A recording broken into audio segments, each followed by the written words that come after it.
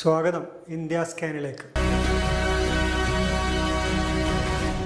മുസ്ലിങ്ങളെ തല്ലിക്കൊല്ലുന്നത് കാണാത്ത മനുഷ്യാവകാശ കമ്മീഷൻ തങ്ങൾക്ക് ഇടപെടാൻ അർഹതയില്ലാത്ത വിഷയങ്ങളിൽ അനാവശ്യ താല്പര്യം കാണിക്കുകയാണ് എന്ന് അലഹാബാദ് ഹൈക്കോടതി. ഉത്തർപ്രദേശിലെ മദ്രസകൾക്കെതിരായി ദേശീയ മനുഷ്യാവകാശ കമ്മീഷൻ നടത്തിയ നടപടികളെ വിലയിരുത്തുമ്പോഴായിരുന്നു കോടതിയുടെ ഈ വിമർശനം. ന്യൂനപക്ഷ ക്ഷേമ വിഭാഗത്തിൻ്റെ കീഴിൽ പ്രവർത്തിക്കുന്ന 588 മദ്രസകൾക്കെതിരായിരുന്നു ദേശീയ മനുഷ്യാവകാശ കമ്മീഷന് പരാതി കിട്ടിയത്. സർക്കാർ ഗ്രാൻറ്റോടുകൂടി പ്രവർത്തിക്കുന്ന ഈ മദ്രസകളിൽ അടിസ്ഥാന സൗകര്യങ്ങളൊന്നും തന്നെ ഇല്ലെന്നും അവിടുത്തെ അധ്യാപകരെ കൈക്കൂലി വാങ്ങിയാണ് നിയമിക്കുന്നത് എന്നും അവർക്ക് യോഗ്യതകളൊന്നും തന്നെ ഇല്ല എന്നുമായിരുന്നു പരാതി. ഈ പരാതിയുടെ മേൽ നടപടിയെടുക്കുകയും ഉത്തർപ്രദേശ് സർക്കാരിൻ്റെ സാമ്പത്തിക കുറ്റാന്വേഷണ വിഭാഗത്തിന് കേസ് കൈമാറുകയും ചെയ്തു. പരാതിയെക്കുറിച്ച് അന്വേഷിച്ച് നടപടിയെടുക്കാനും അതിൻ്റെ റിപ്പോർട്ട് കമ്മീഷന് സമർപ്പിക്കാൻ ആവശ്യപ്പെടുകയും ചെയ്തു. 2025 ഫെബ്രുവരിയിലായിരുന്നു ഉത്തരവ്. എന്തടിസ്ഥാനത്തിലാണ് മനുഷ്യാവകാശ കമ്മീഷൻ ഇത്തരത്തിലൊരു നടപടിയിലേക്ക് നീങ്ങിയത് എന്നായിരുന്നു അലഹാബാദ് ഹൈക്കോടതി ജഡ്ജി അതുൽ ശ്രീധരൻ്റെ ചോദ്യം. നിരവധി ആളുകളാണ് പശുവിൻ്റെ പേരിൽ ഈ രാജ്യത്ത് കൊല്ലപ്പെടുന്നത്. അതിനെതിരെ കേസെടുക്കുകയോ എടുത്ത കേസുകളിൽ അന്വേഷണം നല്ല രീതിയിൽ നടക്കുന്നുണ്ടോ എന്ന് നോക്കുകയോ ചെയ്യുന്നില്ല. വിവിധ വിഭാഗത്തിൽപ്പെട്ട ആളുകൾ തമ്മിലുള്ള ബന്ധത്തിൻ്റെ സ്വഭാവം നോക്കി ആക്രമിക്കുന്നവരുണ്ട് നമ്മുടെ നാട്ടിൽ. മറ്റൊരു മതവിഭാഗത്തിൽപ്പെട്ട ആളുടെ കൂടെ പൊതുസ്ഥലത്ത് വെച്ചൊരു ചായ കുടിക്കാൻ പോലും കഴിയാത്ത അവസ്ഥ നമ്മുടെ നാട്ടിലുണ്ട്. ഇതിലൊന്നും സ്വമേധയാ ഒരു കേസ് പോലും എടുക്കാത്ത കമ്മീഷൻ അവർക്ക് നിയമപരമായി ഒരു അധികാരവുമില്ലാത്ത കാര്യത്തിൽ ഇടപെടുന്നത് എന്തിനാണ് എന്നായിരുന്നു ജഡ്ജിയുടെ ചോദ്യം. മനുഷ്യാവകാശ കമ്മീഷൻ പ്രവർത്തിക്കുന്നത് മനുഷ്യാവകാശ നിയമത്തിൻ്റെ അടിസ്ഥാനത്തിലാണ്. പ്രസ്തുത നിയമപ്രകാരം മനുഷ്യാവകാശം എന്നാൽ ജീവൻ, സ്വാതന്ത്ര്യം, തുല്യത, അഭിമാനം എന്നിവയുമായി ബന്ധപ്പെട്ട് ഭരണഘടനയും അന്താരാഷ്ട്ര കരാറുകളും ഒരു വ്യക്തിക്ക് ഉറപ്പ് നൽകുന്നതും ഇന്ത്യൻ കോടതികളിൽ നേടിയെടുക്കാവുന്നതുമായ അവകാശങ്ങളാണ്. മദ്രസകളിൽ സൗകര്യമില്ലാത്തതും അധ്യാപക നിയമനവുമൊക്കെ ഹൈക്കോടതിയുടെ റിട്ട് അധികാരത്തിന് കീഴിൽ വരുന്ന കാര്യങ്ങളാണ്. അത്തരം കാര്യങ്ങളിൽ നടപടിയെടുക്കാൻ നിർദ്ദേശം കൊടുക്കാൻ മനുഷ്യാവകാശ കമ്മീഷന് അധികാരമില്ലെന്നും കോടതി വ്യക്തമാക്കി. ഒരു FIR ഇടാൻ പോലീസിനോട് പറയാനോ അതിന് പരാതി നൽകാൻ പരാതിക്കാരെ സഹായിക്കാനോ മാത്രമാണ് കമ്മീഷന് കഴിയുക. അതിനപ്പുറം കോടതിയുടെയും ട്രിബ്യൂണലിൻ്റെയും ഒന്നും അധികാരത്തിലേക്ക് കമ്മീഷൻ കടക്കേണ്ടതില്ലെന്നും ജഡ്ജി പറഞ്ഞു.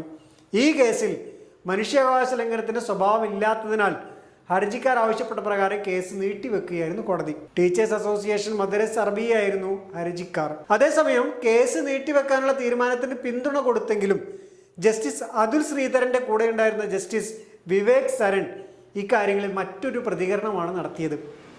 ദേശീയ മനുഷ്യാവകാശ കമ്മീഷന്റെ പ്രതിനിധികൾ ഹാജരാവാത്തൊരു കേസിൽ ഇത്തരം പരാമർശങ്ങൾ നടത്തുന്നത് ശരിയല്ല എന്നായിരുന്നു സരണിന്റെ നിലപാട്. കേസിന്റെ പ്രധാന കാര്യങ്ങളെക്കുറിച്ച് പരാമർശിക്കുമ്പോൾ കക്ഷികളുടെ വാദങ്ങൾ കേൾക്കേണ്ടതുണ്ട്. അതിനുശേഷമേ ഇത്തരത്തിലുള്ള നിലപാടുകൾ പ്രഖ്യാപിക്കാൻ പാടുള്ളൂ എന്നും ജസ്റ്റിസ് സരൺ പറഞ്ഞു. മതവിഭാഗങ്ങൾ തമ്മിലുള്ള സൗഹാർദ്ദം തകർക്കുന്ന തരത്തിൽ ഭരണഘടനാ സ്ഥാനത്തിരിക്കുന്നവർ പ്രതികരിക്കരുത് എന്ന് ഇതിനിടയിൽ വിശ്വ ഹിന്ദു പരിഷത്ത് പ്രസ്താവനയുമായി രംഗത്തെത്തിയിട്ടുണ്ട്. ഒരു മതവിഭാഗത്തിനെതിരായി നടക്കുന്ന സംഭവങ്ങൾ മാത്രമെടുത്ത് ഉദ്ധരിക്കുന്ന ജഡ്ജിയെക്കുറിച്ചായിരുന്നു ഇവർക്ക് പരാതി. തൊഴിലാളി ദിനം കഴിഞ്ഞുപോയി. സാധാരണ പോലുള്ള ആചരണങ്ങൾ പലയിടങ്ങളിലും നടന്നു. പക്ഷേ ഡൽഹിയിലെ പ്രധാന നഗരമായ നോയിഡയിലെ തൊഴിലാളികളെ സംബന്ധിച്ചിടത്തോളം മുൻപെങ്ങുമില്ലാത്ത തരത്തിലുള്ള ഒരു തൊഴിലാളി ദിനമാണ് കടന്നുപോയത്. കുടിയേറ്റ തൊഴിലാളികളടക്കം മിക്കവരും പോലീസ് അറസ്റ്റ് ചെയ്ത് കൊണ്ടുപോയ തങ്ങളുടെ ഉറ്റവരെക്കുറിച്ച് അറിയാൻ വേണ്ടി തലങ്ങും വിലങ്ങും ഓടുന്ന കാഴ്ചയാണ് നോയിഡയിൽ നിന്നും കാണാനാവുന്നത്. 300-ലധികം ആളുകളെയാണ് പോലീസ് അറസ്റ്റ് ചെയ്തതെന്ന് റിപ്പോർട്ടുകൾ സൂചിപ്പിക്കുന്നു. അതുമാത്രമല്ല, യുദ്ധസമാനമായ അവസ്ഥയും അതിഭീകരമായ പോലീസ് വലയവുമായിരുന്നു കഴിഞ്ഞ ദിവസം നോയിഡക്കാർ നേരിടേണ്ടി വന്നത്. കുറച്ച് നാളുകളായി നോയിഡയിലെ തൊഴിലാളികൾ സമരം ചെയ്യുന്നു എന്നതാണ് ഭരണകൂടത്തിൻ്റെ പ്രശ്നം. ശമ്പളം കൂട്ടണമെന്നാവശ്യപ്പെട്ട് ഏപ്രിൽ 13-നാണ് സമരം ആരംഭിച്ചത്. അതിനടിച്ചമർത്താനുള്ള എല്ലാ വഴികളുമാണ് പോലീസ് അന്വേഷിക്കുന്നത്. ജില്ലയെ 11 മേഖലകളും അവയെ 49 സെക്ടറുകളുമായി തിരിച്ചാണ് പോലീസിൻ്റെ ജനങ്ങളോടുള്ള യുദ്ധം. അടുത്ത വെള്ളിയാഴ്ച വരെ മൊത്തം നിരോധനാജ്ഞ പ്രഖ്യാപിച്ചു. സർക്കാർ ഓഫീസുകൾക്ക് 1 കിലോമീറ്റർ ചുറ്റളവിൽ ഡ്രോണുകൾ പറത്തരുത് എന്ന് കൽപ്പന. 6 SP-മാർ, 14 അഡീഷണൽ SP-മാർ, 39 ACP-മാർ, 64 ഇൻസ്പെക്ടർമാർ, 400 സബ് ഇൻസ്പെക്ടർമാർ, 1100 കോൺസ്റ്റബിൾമാർ, 10 കമ്പനി PSC-കാർ, ഡ്രോണുകളും CCTV-കളും.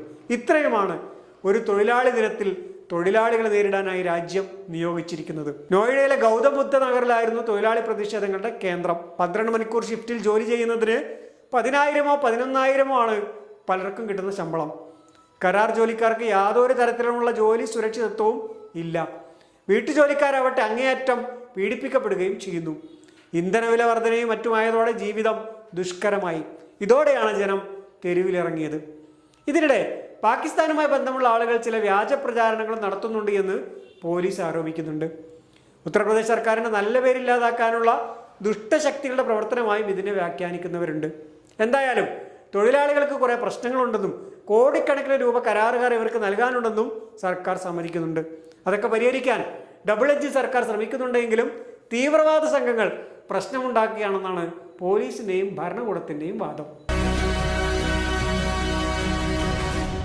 ഗുജറാത്തിലെ ജുനഗഡിലെ അമ്പലത്തിലെ പ്രതിഷ്ഠാ ദിനത്തിലേക്ക് ദളിതുകളെ ക്ഷണിച്ചു വരുത്തി അപമാനിക്കാൻ ശ്രമിച്ചതായി പരാതി. സ്വന്തമായി പാത്രങ്ങൾ കൊണ്ടുവരണമെന്നും ഉന്നത ജാതിക്കാരിൽ നിന്നും മാറിയിരുന്ന് ഭക്ഷണം കഴിക്കണമെന്നുമായിരുന്നു ഇവർക്കുള്ള നിർദ്ദേശമത്രേ. ഈ നിർദ്ദേശങ്ങൾ ലഭിച്ചതോടെ മിക്കവാറും ആളുകൾ പരിപാടിക്ക് പോയില്ല. അതോടെ സമൂഹ സദ്യ എന്ന പരിപാടി സംഘാടകർക്ക് ഉപേക്ഷിക്കേണ്ടി വന്നു. സംഭവത്തിൽ പോലീസ് കേസെടുത്ത് അന്വേഷണം ആരംഭിച്ചിട്ടുണ്ട്. ഇന്നത്തെ ഇന്ത്യ സ്കാനിയുടെ പൂർണ്ണമാകുന്നു. അടുത്ത ആഴ്ച വീണ്ടും കാണാമെന്ന പ്രതീക്ഷയോടെ നന്ദി.